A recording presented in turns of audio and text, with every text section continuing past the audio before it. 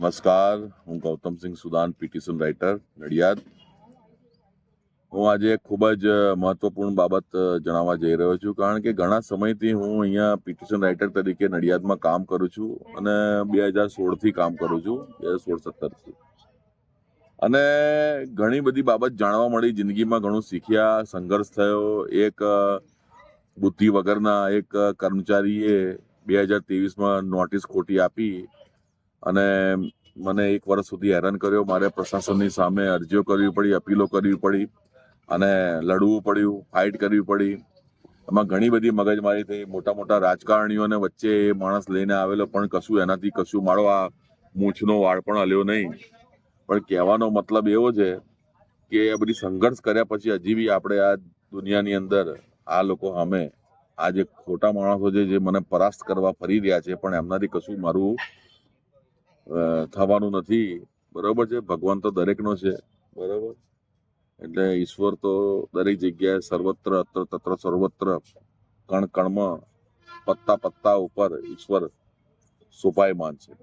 એટલે બીજું કોઈ કશું કરી શકે એવું છે નહીં. પણ હવે મહત્વપૂર્ણ બાબત એ હું આજે જણાવવા જઈ રહ્યો છું તે કે એટીવીટી નડિયાદ કે એટીવીટી કઠલાલ હોય, એટીવીટી મહેમદાવાદ હોય કે એટીવીટી ગમે તે જગ્યાએ ખેડા જિલ્લામાં જેટલી પણ એટીવીટીઓ છે એ દરેકે દરેક એટીવીટીમાં અંદરથી જે આઉટસોર્સિંગ કર્મચારીઓ છે એ પોતાના વચેટિયાઓને અંદરથી દોરી સંચાર કરી, જે અરજદાર આવે એમને ઈશારામાં દોરી સંચાર કરી અને એમને જે તે વચેટિયાઓ કાં તો જે તે પિટિશન રાઇટરો તેમની પાસે મોકલતા હોય છે.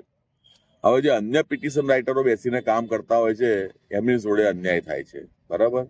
અને અન્યાયની વિરુદ્ધ બોલવું, અન્યાયની વિરુદ્ધ અવાજ ઉઠાવો એ હું નથી કહેતો, એ અતિ સન્માનનીય, માનનીય ભગવદ્ ગીતામાં કે જેમણે આપણને ઉપદેશ આપ્યો એ મહાન શ્રી કૃષ્ણજીએ એ આપણને બતાવ્યું છે કે અન્યાયની સામે લડવું, બોલવું જોઈએ. કારણ કે એની સામે ચૂપ રહેવું એ પણ અન્યાય કરવા વાળા કરતા પણ વધારે પાપ છે. બરાબર છે. જો આપણે ધર્મની બીજી બધી બાબતો માનતા હોઈએ કે આ વ્રત કરવાથી આમ થાય, આ પાઠ કરવાથી આમ થાય, આવું કરવાથી આમ થાય, તો પછી શ્રી કૃષ્ણની આ વાત સમજવાથી કેમ માનતા નથી આપણે?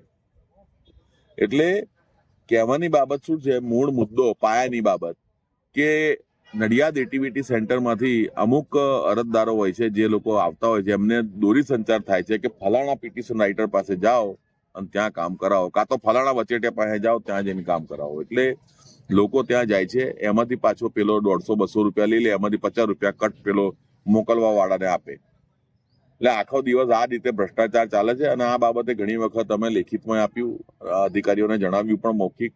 પછી એ અધિકારીઓ એવું કહે છે કે અમે શું કરીએ, હવે તો લોકો આવે જાય, હવે બધાની ઉપર અમે કેટલું ધ્યાન આપીએ, આવી બધી વાત થાય છે. એટલે આ બાબતે યોગ્ય કાર્યવાહી થાય એવી નડિયાદના અધિકારીઓને વિનંતી. જય હિન્દ, જય ભારત.